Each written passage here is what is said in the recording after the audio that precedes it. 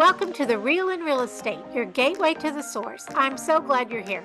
We're all about diving into the nitty-gritty of real estate, sharing insights, tips, and some awesome interviews straight from the industry's beating heart. From the latest trends to cool investment strategies, we've got you covered. Let's explore and uncover all the essential tools and knowledge you need for navigating the ever-evolving world of property and housing. Here we go. Hi, welcome back to The Real in Real Estate. Today I have Dana Taylor back with us. She's been here before with First American Title, and we're going to talk about surveys today. So thank you for coming and once again and joining us, Dana. Absolutely. Glad to be part of your little podcast this morning and back again as well. Just a little history on me. I don't know if I got to say this earlier or the last time, but I've been in the, title industry for 21 years. So there's a lot of things I have seen. There's some things that I haven't seen, but I kind of want to touch on a little section of the contract because can be confusing. Yes. The survey section that we want to touch on and go over just to kind of go explain it more in detail with everybody. I think that's great. We can explain it from the real estate side and the title side both. So, because there's, like you said, there's a whole section in the contract. So I know in the real estate contract, it says it gives us options. Does the seller provide an existing survey? Does the buyer get a new one? And then there's even a section further down that talks about, oh my gosh, I am having a brain fog this morning. Extra coverage that you can buy. Right. So there's 3 choices plus the additional coverage on your owner's title policy too. So now, as a real estate agent, we often recommend that the buyer get a new survey. Why don't you talk to those 3? So, the seller provide one, the buyer get a new one. What are your thoughts on that? So as a title insurance company, we don't honestly require a survey to insure the property. If somebody wants survey deletions, if they want us to insure the boundaries, then you're going to have to provide a survey. That's when we pull the contract. And at that point, we'll determine did you choose box 1? Did you choose box 2? Or did you choose 3? So box 1 under the survey section, which I have, I didn't know if I could send this to you or even see it, but box 1 says the seller is to provide their existing survey. They have so many days once you execute to provide their existing with a T47. Here's a kicker. A lot of people go, oh, well, they send us the existing survey, but no T47. Yeah, thank you for pointing that out because you have to go together. You have to, because you can send me the existing, I can send it for review and they're going to approve it all day long. But if there's no pull on there and you put in a pull, how am I supposed to know? Yeah, then your survey's no longer acceptable. And then we refer back to your contract to say, okay, was it accepted? Was it not accepted? So there's a lot of things in this particular section that, could honestly be a deal breaker because sometimes your buyer doesn't have the extra $450 or $500 or $1,000 if it's acreage to pay for a new survey. So that's also in negotiations of a contract. Right. So, Can I just step in again real quickly? The T47, I found so many real estate agents do not understand that they go together. They have to go together. And if you have 3 days to send me the survey, if I have the buyer and you don't send the T47, you never sent it. If they're not together, you didn't send it. So it's very important that people understand that, I think. Right. And we hate to argue it as a title company. And I have to tell people all the time, your contract says you have to provide it. I don't care if it's not going to get approved or not, because there's verbiage in box 1 that says, if it's approved, we go this way. If it's not approved, we go this way, and who's paying for it? Right. That's key. So if you never furnish it, the bold section says, if your seller fails to furnish the survey and T47, the seller pays for a new survey. I don't care what the verbiage says down below, because below you can check in box 1. At the very bottom of it, it says buyer's going to pay for a new survey or the seller's going to pay for a new survey. But if you never furnished it, it doesn't apply. Your fault. Yeah. Yes. Consequences. We've had to argue with some people, and I've had to sidebar agents and say, listen, I'm trying to save you some money. Because if you don't, a lot of times your customer gets mad at you and you have to pay for it as an agent. And I don't want that for either party. No. Abide by your contract. Some agents are very lax. They're like, no, not a big deal. As long as everybody comes together and says, you know what, title company, there's no changes to the existing. If everybody's okay with it, we'll sign a T47 at closing. I'm okay with it as long as your agents, all agents everybody involved are okay with it, just document the file. But for the most part, you are to provide that existing survey with the T47 if you chose box 1. Yes. So box 2 just says at this point that the buyer shall obtain a new survey at the buyer's expense. A lot of times we don't order those until we're instructed to by the lender. There's reasons for it. If you're still within your option period, we're not going to order a survey. I wouldn't either. No, I mean, there makes no sense to do that because you're incurring additional costs. And what if 2 days later you terminate? Exactly. Yeah. So that's no different than your appraisal fee and your inspections. Those are to a third-party company. It's not our fee. It's not your fee. So those items still have to be paid. And unfortunately, if that's the case, it comes out of the earnest money. And people don't like to hear that. So we do not, for that reason, order within the option period. Mhm. Same with box 2. If it says a buyer is to provide an existing survey, we also get permission from the lender. Are we past the financing period? The financing period to say, okay, we passed option. We're past the financing period, your 20 days or 21 days, however many days you put in the contract. So there's no out to terminate at this point. Then we'll proceed and order that survey. And then you've got, oh, I'm sorry, buyer, the last one, I'm sorry, number 3 says the buyers to obtain a new survey at the seller's expense. So, and again, in that case, it doesn't matter. We don't do it. We won't order it during the option period. We like to wait until we're past the third-party financing period to get that, just to make sure that we have it too. So that's just a few things I want to talk about on the survey section of the contract. Because box 1, if you choose on the survey section, which is C, box 1, it is very confusing if you don't read the bold print. Right. You got to read the whole So, thing. yeah, exactly. Yeah. And a lot of people may, when it says buyer obtain a new survey, they don't obtain it technically. It's the title company that orders Right. it. You're obtaining it through them. Yes.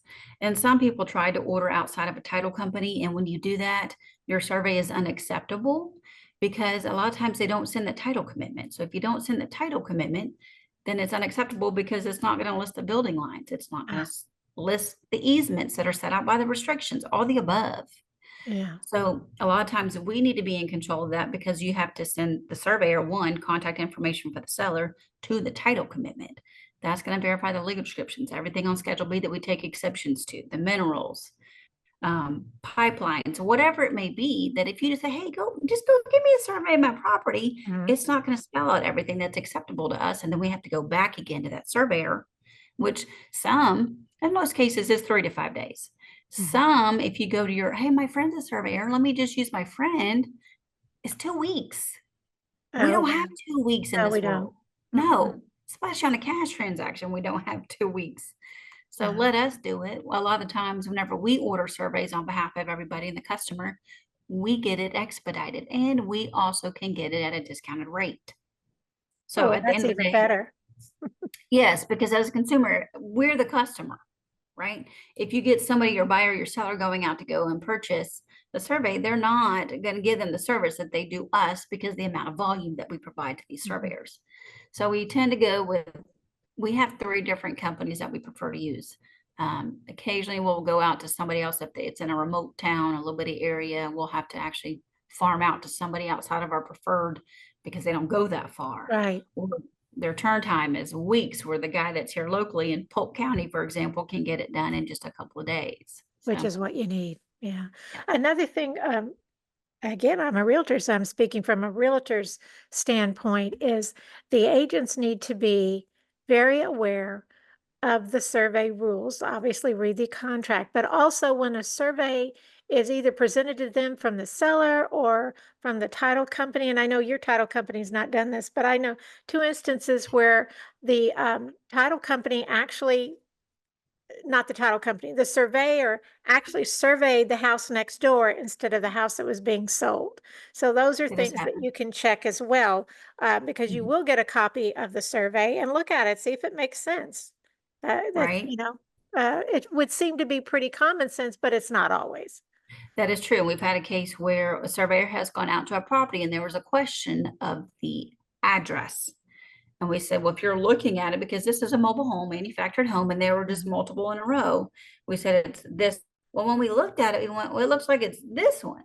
Oh, no. So we physically had to go out and do inspections to determine, okay, your legal description, the appraisal district, the tax office, the picture on the survey is wrong, the shape of the home is wrong. So they do make mistakes. Yeah. I mean, So it's they're going based, everybody's job to just check it.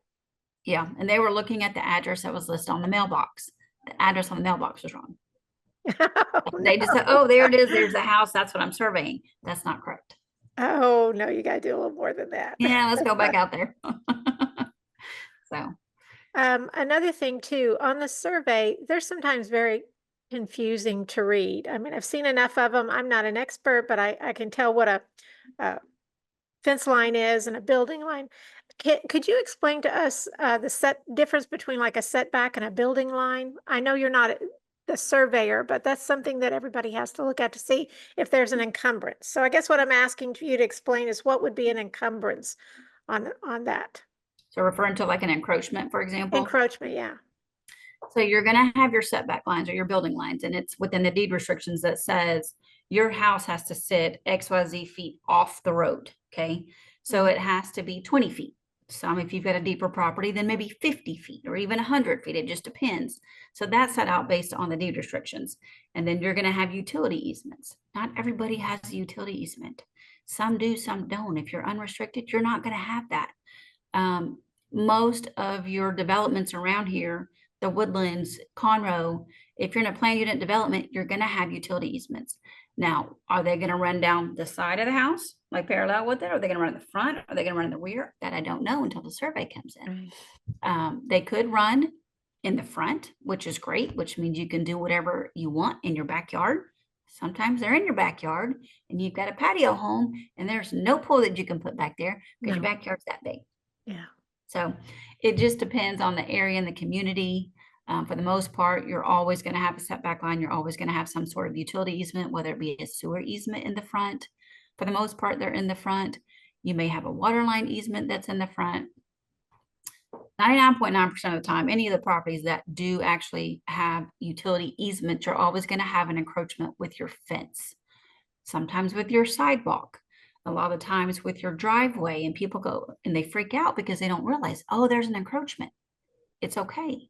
It's your driveway. As long as the house, the pool itself, not the decking, as long as the house is not into the utility easement, as long as the pool walls are not into the utility easement, it's okay. And that's why lenders require survey deletions. They want us to ensure the boundaries. They want to make sure that house is not sat on top of a sewer easement. Yeah. So if the sewer easement were to erode and erupt, you've got foundation issues. You've got a whole property that's just a waste. Terrible, It's terrible lost. issues. And So if you build a pool in a utility easement or any easement actually, and there's the city wants to come in and change something or repair something, they tear up your pool. They don't have to put it back. that is Not their correct. So you're job. always So going to see fences. The concrete driveway, for example, is a good one. And so is the sidewalk in some of your communities. You may have older communities, but there's all this land next door and they start developing it. And you'll see that they're starting to access those utility easements that are in the front of this older neighborhood so they can run water, sewer to the new.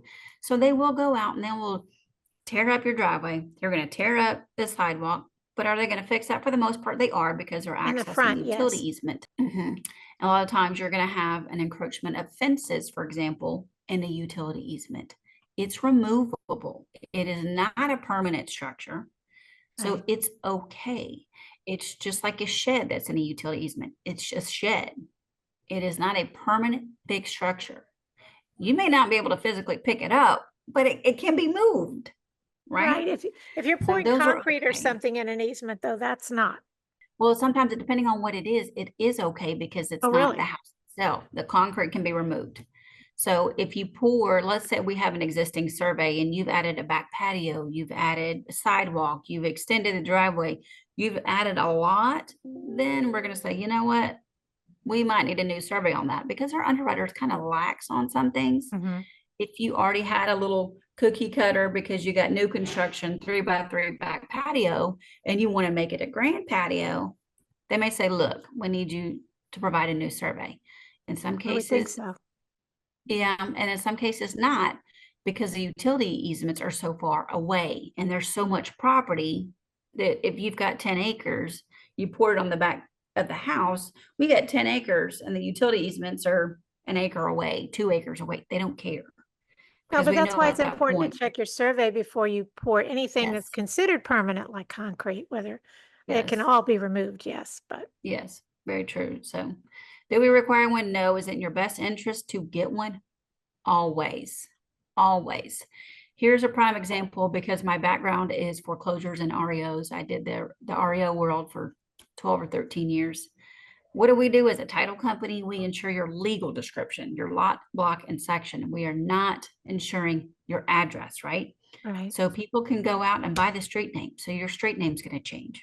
Your legal description doesn't, your lot, block, and section doesn't.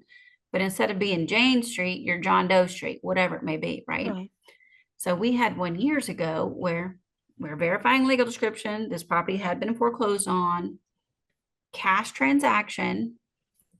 They didn't want a survey. Well, good. Legal description works. Everything matches. And then months later, we get a phone call. And they're like, Dana, we got a survey. And Oh, the boy. surveyor's going over here and here and here. And come to find out, they foreclosed on half of the property. Oh, my gosh. It was 2 lots. Okay. The house sat like this in the middle of both lots. Oh, no. So she owned half of a house. Oh, my gosh. So, in my opinion, is it best to get a survey? Always. No. Do I buy properties? Do I buy a little cookie cutter? I have some lots out in Galveston County. Absolutely. I want to know what I own because you Absolutely, you never should. know. Yeah. I mean, if it's a wooded field, what are you getting? Do you really know? Yeah. Are you going out there to metal detect?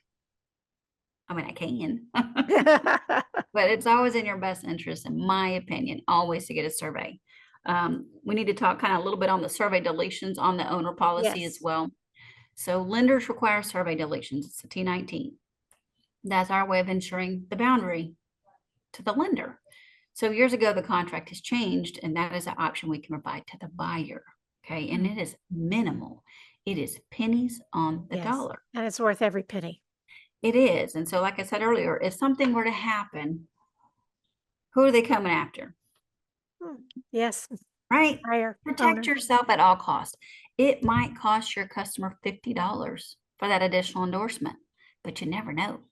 Like we said earlier, surveyors can survey the wrong property. Right. And if there's a dispute, it's going to cost a lot more than $50. It's going to be a whole lot more. If there's not so much a dispute, but if there's a boundary issue, if Mhm. there's a loss of property, if you actually own the lot next door, Or half a house. yeah, so there's a loss of property. And so the endorsement is only 5% of your title policy. It is pennies, pennies, pennies, pennies for a peace of mind. So, in my opinion, I would always get that coverage as well, just to protect you and your customer so that if something were to come up, one, they come back to you and you go, oh, hold on a second. You got survey deletions. You got the coverage on your policy. You're protected from that. Call the title company. Right. Right. It's always in your best interest. Yes. And hopefully your agent's explaining this to you. If not, please ask. Yeah. So what else should we know about surveys that most people probably don't know? You have to be very careful on new construction. So new construction, I'm not going to name drop No, any that's fine. builders or any communities around here that will close a transaction, insure a transaction on a plat. So your plat plan, your plot plan is not the same as a survey. It looks the same. So what they're giving you is like a spec of where they think the house is going to be in relation to your lot. It'll say this is a plat. It's not going to say this is a survey made on the ground with the use of a title commitment. So a lot of your new construction, they get away with using a plat map. Oh So my. it is more, not even a form survey. It doesn't even give you, it's a spec of where the house is going to be. Doesn't give you, doesn't tell you where the fence is, doesn't tell you utility easements, and it looks just like a survey. Oh It's dear. not. There's very specific verbiage on a survey that says this is a survey with the certifications. So it has to be a category 1A. Oh It's just yeah, this because once you start to build that house, there may be all kinds of surprises yeah. without a survey. You'd be surprised. Some people do it without one. I had a gentleman actually, he got a little impatient, love him to death. He decided to go ahead and pour that concrete and Mm. not wait for that surveyor to come out. Oh, no. He had a surveyor, but he did not wait for them to go and restake it. And so he wound up pouring concrete like in between the lots. Oh, geez. That's an Yeah, expensive mistake. it's huge. So he had to go and tear everything back out and re-pour. And concrete is not cheap. Well, let me ask you this. Let's say you choose box number one on that contract and the seller's providing an existing survey. What are your underwriters or your people looking for that would approve or disapprove that? Oh, is it age? Does it have to be no older than so many years or what? So we've had some from 1980, Oh, 1999. So wow. it just depends on the situation. Has the Yeah. property been replatted? If the legal description has been changed, that requires a new survey. If you can look at that piece of paper, whether I'm the 10th owner and go, you know what, that's still my house. The fence is still there. There's no pool. Today, there's no pool. We've done no structural changes. We haven't poured concrete. You can give me a T47 and we're good. We're good to go. Yeah, but if you look at a survey and it doesn't have the specific verbiage that says this is a survey made on the ground, it doesn't have the surveyor seal on it, their stamp, their signature, certifications, and it's not. That's why I can tell you sometimes looking at the ones that are provided, immediately I can go, I think we have an issue. I don't think you gave me a survey. This looks like a plat map. Oh, Because dear. a plat map is of the entire community, but you can also get like a plot plan of just your one lot. Hmm. And it doesn't have all the easements listed. It doesn't have the setback lines. It has nothing that we need. So Oh, those my become gosh. unacceptable. Yeah. So Wow. Well, what else have we not talked about that you wanted to bring up about surveys? Anything that occurs quite often that we need to just pay attention to? I think we've kind of touched on everything, but for the most part, learn how to read your surveys to understand up front because we blast it out. Here you go. Here's your Yeah. survey. It's approved by the title company. Are there encroachments or they're not encroachments? For the most part, you're going to have encroachments like we talked about the driveway, the sidewalk, the fence being in a utility easement, which we're okay with.